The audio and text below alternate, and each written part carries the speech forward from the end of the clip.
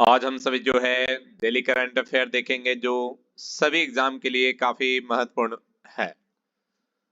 तो सबसे पहले 13 अप्रैल का इतिहास जानते हैं और 13 अप्रैल किस तरह से जो है महत्वपूर्ण है। तो 13 अप्रैल 1948 में लाल किले का निर्माण हुआ था। यानी जो दिल्ली में जो लाल किला है उसका निर्माण जो है 13 अप्रैल 1648 में हुआ था। 13 अप्रैल 1699 सिखों के गुरु गोविंद सिंह खालसा पंथ की स्थापना की। 13 अप्रैल 1978 देश का पहला ध्वजवाहक जहाज ICO दिल्ली सेवा मुक्त हुआ था। 13 अप्रैल 1796 अमेरिका से पहला हाथी भारत लाया गया था। 13 अप्रैल 1939 भारत में अंग्रेजों के साथ हथियार बंद संघर्ष के लिए हिंदुस्तानी लाल सेना का गठन किया। 13 अप्रैल 1952 स्वतंत्र भारत का पहला संसद सत्र शुरू हुआ। आगे देखते हैं MCQ क्वेश्चन। तो देखेंगे राष्ट्रीय व अंतरराष्ट्रीय करंट अफेयर्स, जिसमें पहला सवाल है जलियांवाला बाग नरसंहार कब हुआ था। तो ये जो है 13 अप्रैल के दिन जो है जलियांवाला बाग हत्याकांड हुआ था। यह 13 अप्रैल 1919 को अमृतसर में हुआ था और इसे अमृतसर नरसंहार के रूप में भी जाना जाता है। इस दिन जनरल डायर की कमान के तहत ब्रिटिश सैनिकों ने भारत के पंजाब के अमृतसर में निहत्थे भारतीयों की एक बड़ी भीड़ पर गोलीबारी की थी। कई सौ लोग मारे गए और सैकड़ों घायल हो गए। आगे बढ़ते हैं। क्वेश्चन नंबर हमारा सेकंड है, हाल ही में बृहन मुंबई नगर निगम कब से मुंबई में मराठी देवनागरी लिपि साइन बोर्ड के बिना दुकानों पर दोगुना संपत्ति कर लगा दिया गया। तो ये जो है 1 मई बृहन्मुंबई मुंबई नगर निगम 1 मई 2024 से मुंबई में मराठी देवनागरी लिपि साइन बोर्ड के बिना दुकानों पर दोगुना संपत्ति कर लगाया गया। BMC ने यह भी कहा कि वह उन दुकानों के लाइसेंस रद्द कर देगी जिनमें मराठी अक्षरों वाले साइन बोर्ड नहीं होंगे। यह कदम सुप्रीम कोर्ट के निर्देश और महाराष्ट्र दुकान एवं प्रतिष्ठान नियम के तहत उठाया गया है। आगे बढ़ते हैं। आगे हमारा क्वेश्चन नंबर 3 है, हाल ही में त्रिसेवा सम्मेलन परिवर्तन चिंतन कहाँ आयोजित किया गया है। तो ये जो है नई दिल्ली में परिवर्तन प्रेक्षण नामक पहला त्रिसेवा सशस्त्र बल योजना सम्मेलन नई दिल्ली में आयोजित किया गया। इस सम्मेलन का आयोजन केंद्रीय रक्षा मंत्रालय द्वारा किया गया था। देश में सशस्त्र सेनाओं, थल सेना, नौसेना और वायु सेनाओं के प्रमुखों की बैठक हुई। शिक्षक रक्षा मंत्रालय के अंतर्गत एक विभाग है जो सैन्य मामलों का प्रबंधन करता है।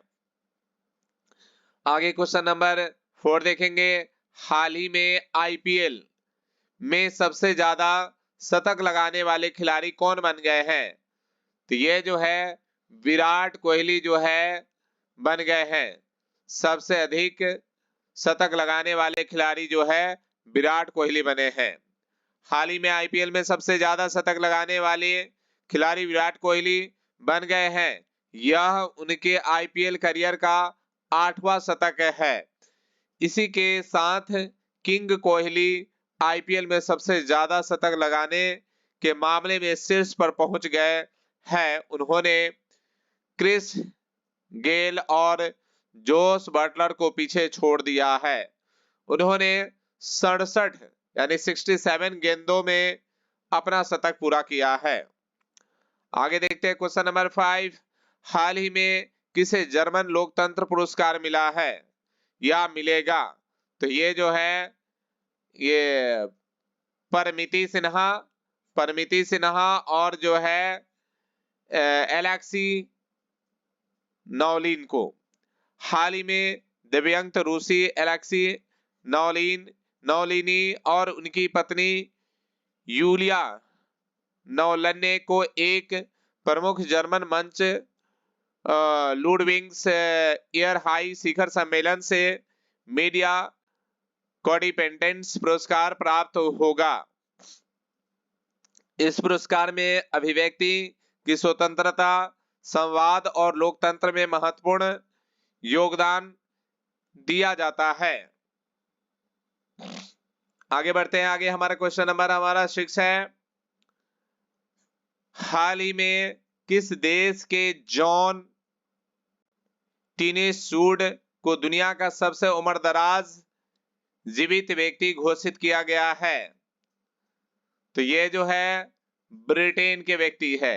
हाल ही में इंग्लैंड के जॉन अल्फ्रेड टिनेसूड आधिकारिक तौर पर दुनिया के सबसे बुजुर्ग जीवित व्यक्ति बन गए हैं।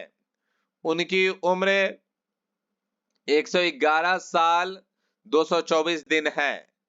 गिनीज बुक में उनका नाम दर्ज है।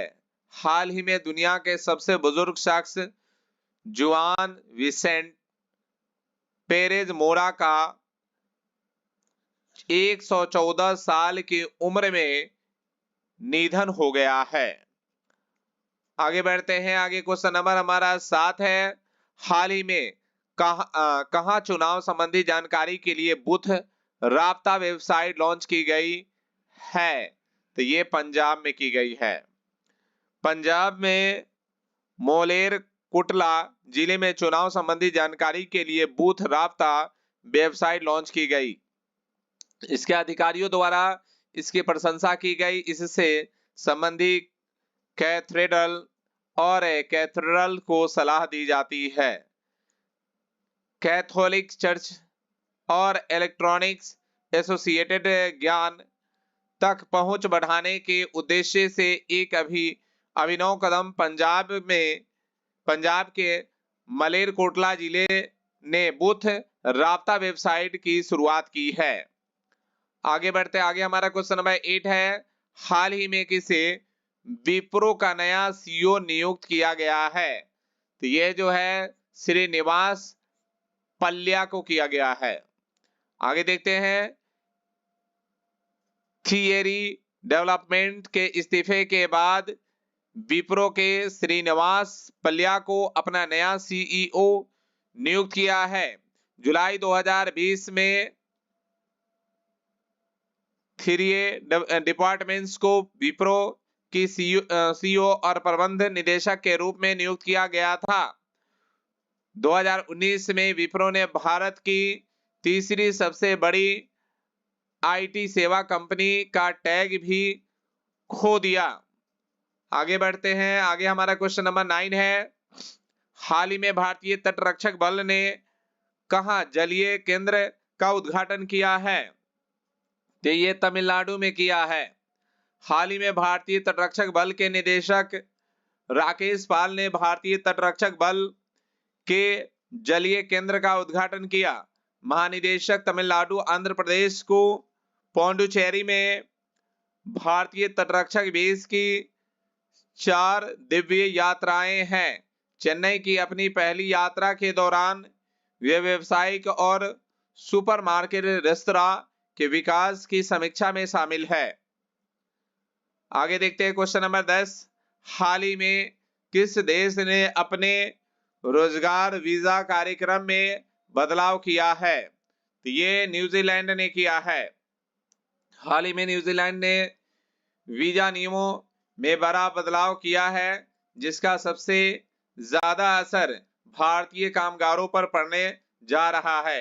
न्यूजीलैंड ने 1,73,000 प्रवासी श्रमिक पहुंचते थे, जिनमें सबसे बड़ी संख्या भारतीयों की थी। न्यूजीलैंड की अप्रवासन मंत्री एरिका स्टैनफोर्ड्स ने इन बदलावों के बारे में जानकारी दी थी। तो इस तरह आज के सभी महत्वपूर्ण प्रश्न जो है आपके कंप्लीट हो गए। आप सभी को देखेंगे कि ये सभी कॉम्पिटिटिव एग्जाम के लिए काफी महत्वपूर्ण है। अगर आपको ये वीडियो अच्छा लगा हो तो लाइक शेयर कमेंट करेंगे, और अगर अभी तक आप इस चैनल को सब्सक्राइब नहीं किए हो तो सब्सक्राइब भी कर लेंगे।